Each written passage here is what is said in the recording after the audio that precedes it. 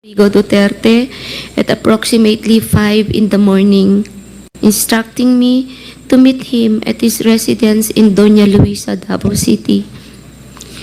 I was already acquainted. These victims actually flew in from Cebu.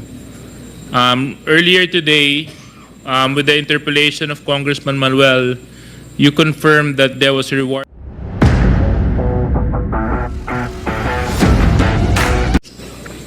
I was already acquainted with the mayor, having served as the station commander in one of the police stations in Davao City during his tenure.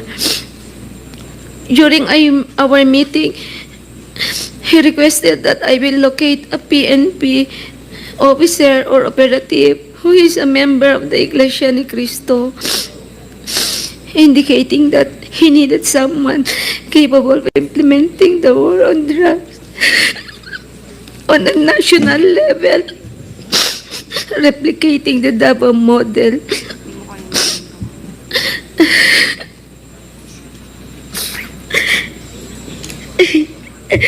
The Davao model referred to the system involving payment and reward.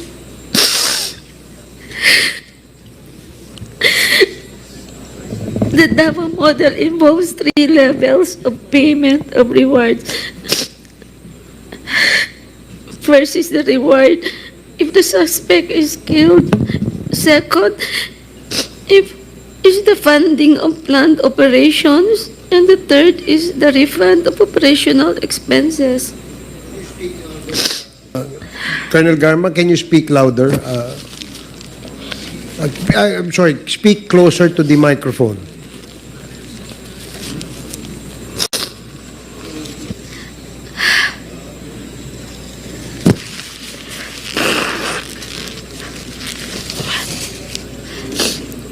Initially, I informed the President that I was unaware of any individual with those qualifications, as I had not been assigned outside of Davao City or had served in the national capacity within the PNP. However, I recalled my upperclassman Edilberto Leonardo, who was heading the Criminal Investigation Detection Group and was also a member of the Iglesia ni Cristo. I mentioned his name to the President. On the same day, a certain individual named Muking contacted me to request for the phone number of Leonardo's contact details, which I promptly provided. A week later, I learned from Arthur Narsolis via phone call that Sir Leonardo had been summoned and was instructed to proceed to the Royal Mandaya Hotel in Davao for a meeting.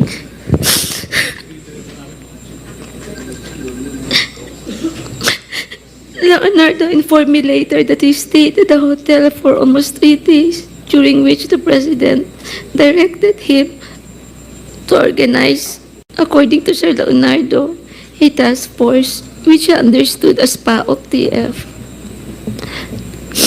When Leonardo relayed this information, urged me to join the task force, I declined first, citing my lack of experience in handling said operations. Leonardo subsequently informed me that he had prepared a proposal routed to Bongo outlining the task force, which would encompasses Luzon, Visayas, and Mindanao.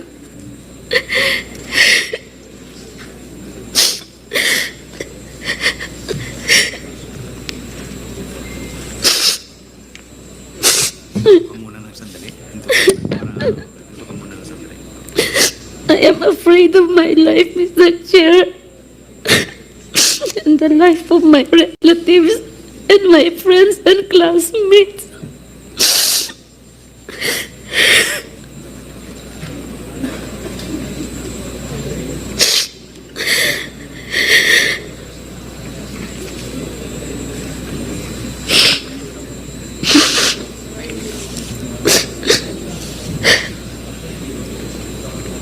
Leonardo Leonardo subsequently informed me that he had prepared a proposal routed to Bongo confirming the task force operation which would encompasses Luzon, Visayas, Mindanao. He also inquired if he and his classmates could have a courtesy call with the president through Bongo for a photo opportunity. Considering this, I thought it prudent to invite also my classmates to join the courtesy call. So in the presence of Colonel Bacay, Villela, Grijaldo, Tuzon, and Dueñas, the member of class 97 and 96 were accommodated in separate rooms at the DPWH office in Panacan, Davao City. The president did not enter our room, and I was unaware if he visited the room of class 96. After the courtesy call, Leonardo informed me that the structure of the mentioned task force would undergo changes. In June of 2016, Leonardo has transferred from Manila to assume the position of the chief of the CIDG Region 11. During the initial 3 months of the assignment, I facilitated all meetings between Leonardo and Bongo at Leonardo's request. Subsequently, they established direct communication.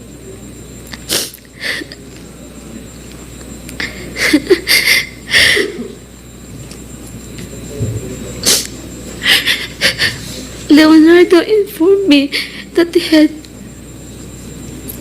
recalled several trusted personnel, namely Lester, Romel Bactat, Rodel Serbo, Palma, Peter Parungo to serve as operative for the task force. Notably,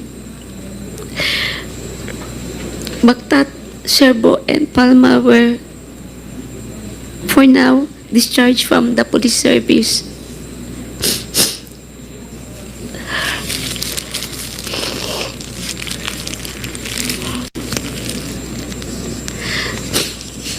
Romel Bactat, Serbo, Palma were all former police officers stationed at the CIDG 11 office. They were discharged from the service on or about a year ago due to an operation that led to the killing of one individual. Lester Berganyo is a provide citizen, while Peter Parungo was a former detainee of CIDG due to a charge of rape that has been cleared. Romel Bactat, Serbo, Palma, and Parunga were charged with the task of collecting and verifying informations provided by police officers in the field concerning arrests, deaths of individuals named in the list of drug personalities, and creating summary reports.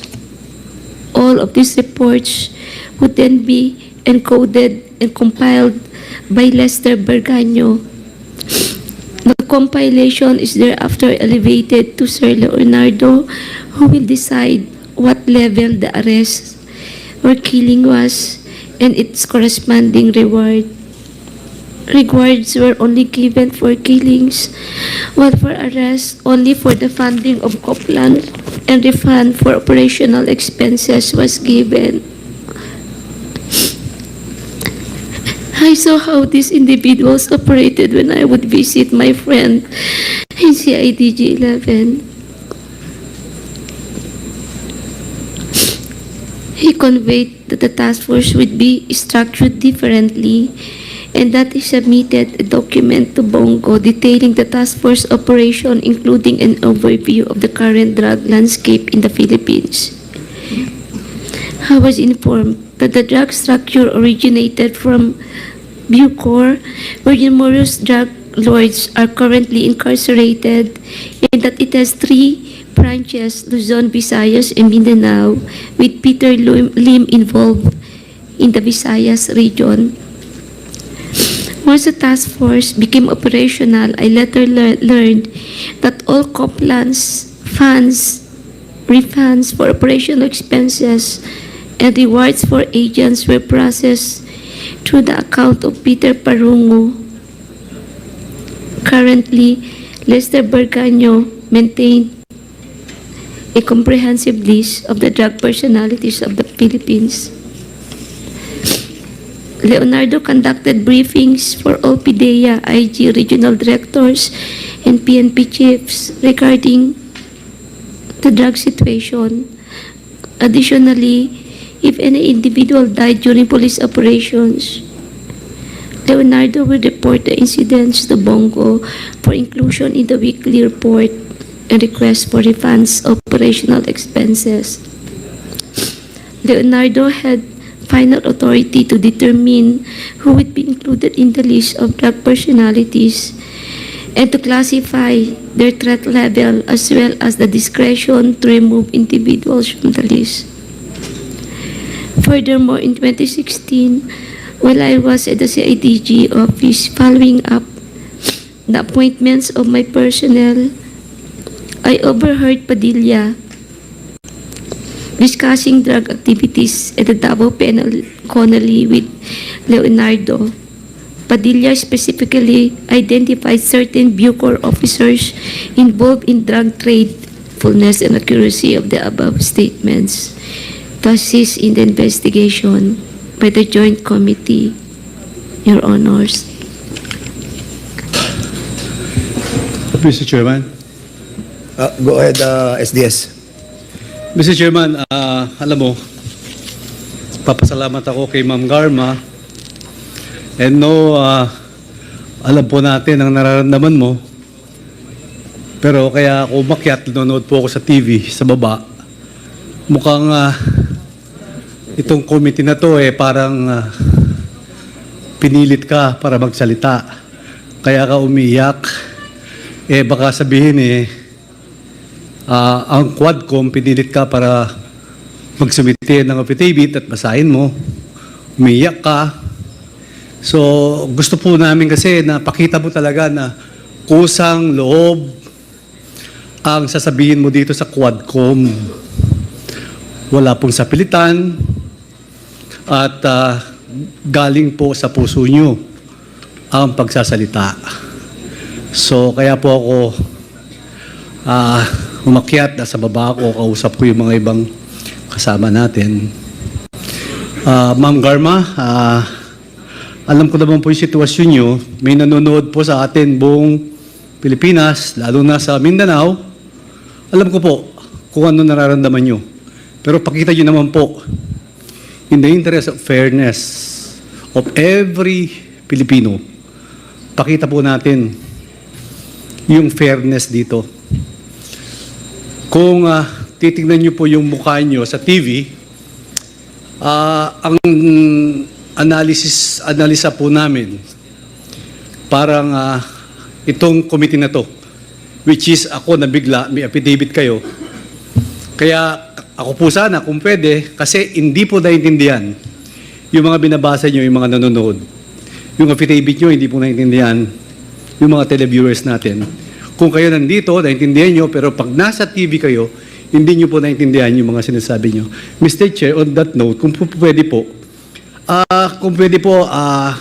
magpahingat siya, huwag siya umiyak, sabihin niya lahat, in a clear reading, in a clear words. Ako po, I move sana para basahin niya ulit yung kanyang affidavit, Mr. Chairman. Salamat po. Siguro, Miss Roina Garma, we will give you time to be composed. And we cannot blame you doon sa inyong emotion. Ako rin, nabigla din ako doon kasi it's a sudden turnaround, no? From the last mga hearings po natin. And suddenly, we will be receiving an affidavit like this, no? Siguro, malapat lamang pong sabihin natin sa committee to kung somebody forces you to execute an affidavit like this. That a while ago, the reason why we're asking Congressman Manuel to hold his gun kasi nga I was able to see the affidavits and I really wanted to read muna for a while. And 4 pages lang naman po yun. So, nakakagulat din po yung nilalaman ng inyong affidavit dahil a complete turnaround. So, meron po bang pumilit sa inyo para i-execute itong affidavit na to? Wala po, Mr. Chair. It took me 1 week to make some reflections po.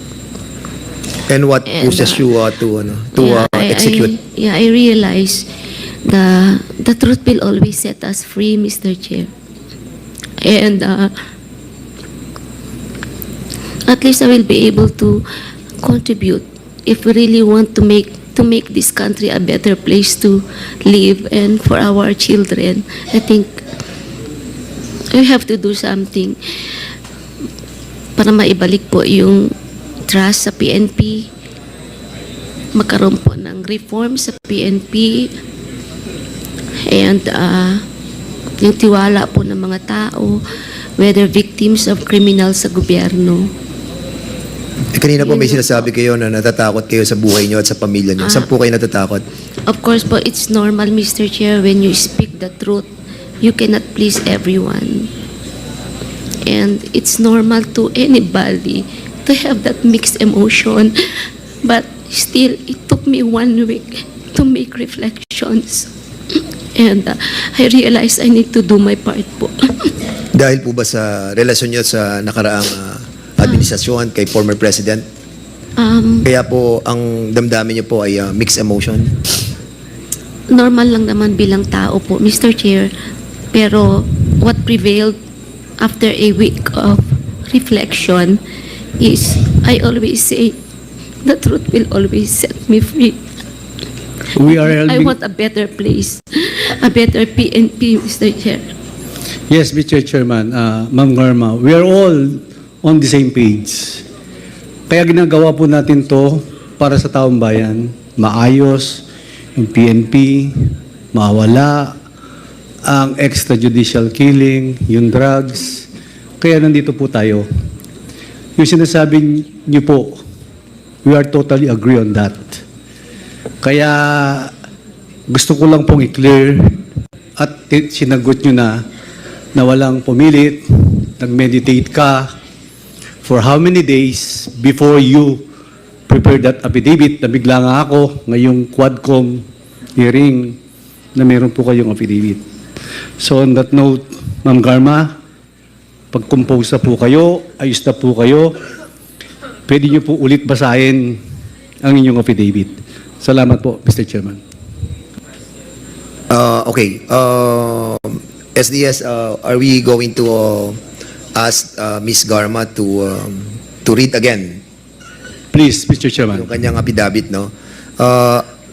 We hope, kasi kanina medyo hindi ko rin po naiintindihan, no? Luckily, I was able to read na yung ating pong affidavit. So, siguro kung compose na po kayo, para po maintindihan, kasi napaka-importante po nito, no? Nung binabasa ko din po, medyo na-shock din po ako. So, basically, siguro, we will give you another chance para po mabasa itong affidavit as requested and moved by SDS Don Gonzales. So, now, you have the floor again, Ma'am Rohina Garma.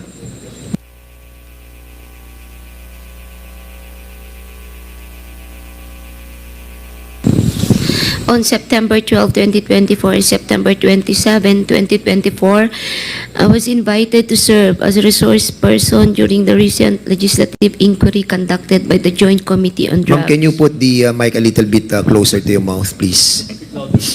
Yes, sir. During these hearings, I was asked several questions concerning my knowledge or involvement in the deaths of 3 Chinese inmates at the Davao Penal Colony and the death of General Wesley Barayuga, all focusing on the alleged extrajudicial killings of the aforementioned individuals. I was also questioned about my relationship with the former president, as well as my career as a police officer and my tenure as the GM of the Philippine Charity Sweepstakes Office. Throughout the hearings, I answered questions from the committee based on my personal knowledge, However, I did so with great apprehension as I recognized that my statements on national television could significantly endanger my life, the safety of my family, and other close to me. After considerable reflection, I am now executing this affidavit to provide a comprehensive information to the Quadcom regarding everything I personally know about the war on drugs during the former administration. On May of 2016, I received a call from the then President Rodrigo Duterte at approximately 5 in the morning, instructing me to meet him at his residence in Doña Luisa, Davao City. I was already acquainted with then Mayor Duterte, having served as a station commander in one of the police stations in Davao during his tenure. During our meeting, he requested that I locate a PNP officer or operative who is a member of the Iglesia ni Cristo, indicating that he needed someone capable of implementing the war on drugs on a national scale, replicating the Davao model. The Davao model referred to the system involving payment and rewards. The Davao model involves 3 levels of payments of rewards. The first is the reward if the suspect is killed. Second is the funding of planned operations. Third is the refund of operational expenses. Initially, I informed the President that I was unaware of any individual with those qualifications as I had not been assigned outside of Davao, nor had I served in a national capacity with the PNP. However, I recalled my upperclassman, Edilberto Leonardo, who was handling the Criminal Investigation Detection Group and was also a member of the Iglesia ni Cristo. I mentioned his name to the President. On the Ginaganap po yung hearing dito, nagdadatingan po yung mga biktima under your watch, and a lot of these victims actually flew in from Cebu. Earlier today, with the interpellation of Congressman Manuel, you confirmed that there was a reward system with regards to the implementation of the drug war. Can you further explain how this reward system was implemented while you were the head cop of the city of Cebu? Mr. Chair, during my stint as the City Director of Cebu po, yung mga station commanders ay directly reporting to R2.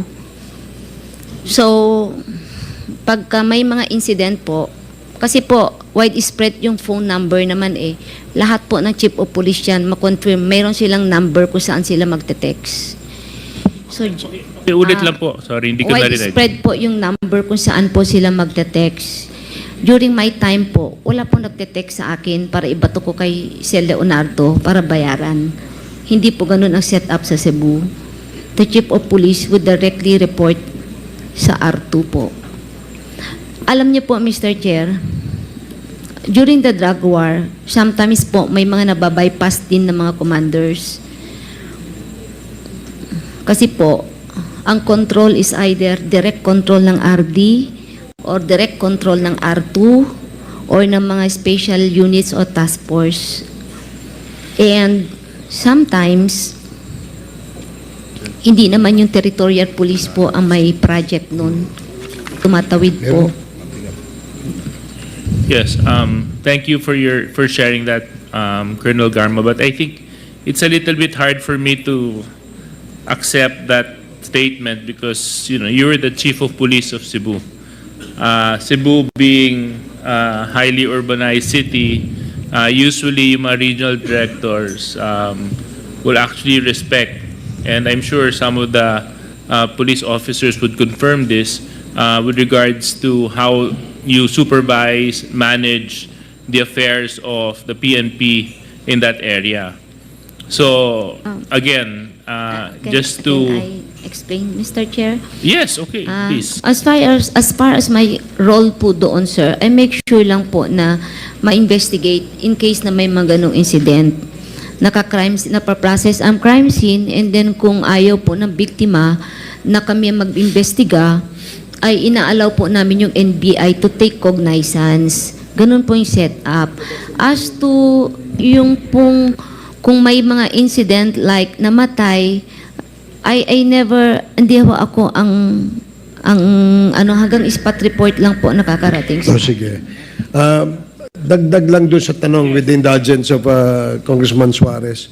Yung, sino nagde-determine kung sino magiging provincial director, chief of police, at saka yung mga community precinct commanders? Sino nagde-determine nun? Dito, in the context of the drug war, halimbawa, example natin, si Colonel Patay. No, Colonel Patay, you were previously assigned sa Davao, tama? Davao del Norte po, Your Honor. Davao del Norte. Mr. Chair. And then,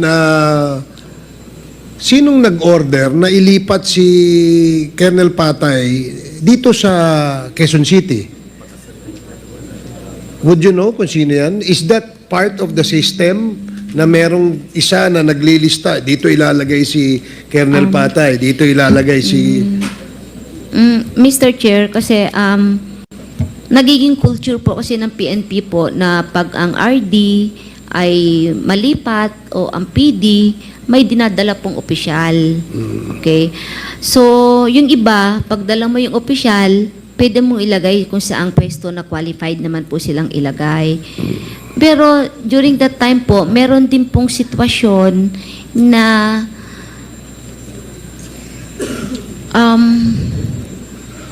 some would volunteer that they Volunteer. yeah, So, merong nagbo-volunteer. nagbo-volunteer, which is I think naman po is nagagrant kung minsan because they would say that they can deliver.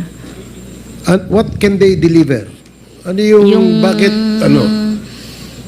Mga projects po sa area, sa war on drugs po. Be specific para lang for our education kasi hindi naman namin naintindihan. Yung sinabi mong project, ano yun? Example po, Mr. Chair, alimbawa lang po, like,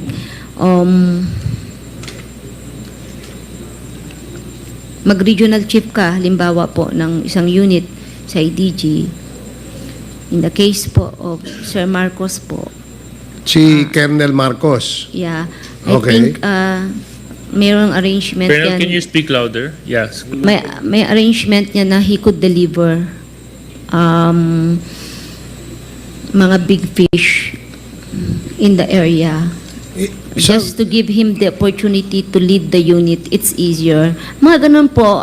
Yung iba naman po, nakakapagtrabaho, tama naman po yung trabaho, hindi naman po lahat po ay masasabi mong hindi tama po yung ginawa. Ano bang ibig sabihin nung makaka-deliver? Halimbawa, is Colonel Marcos still here, no? So, anong ibig sabihin nung makaka-deliver? It's a lingo po sa PNP during that time na if you use the word deliver, ay mahuhuli mo yung malaking big fish. Mahuhuli. Level 1, level 2 at sigurado po patay po.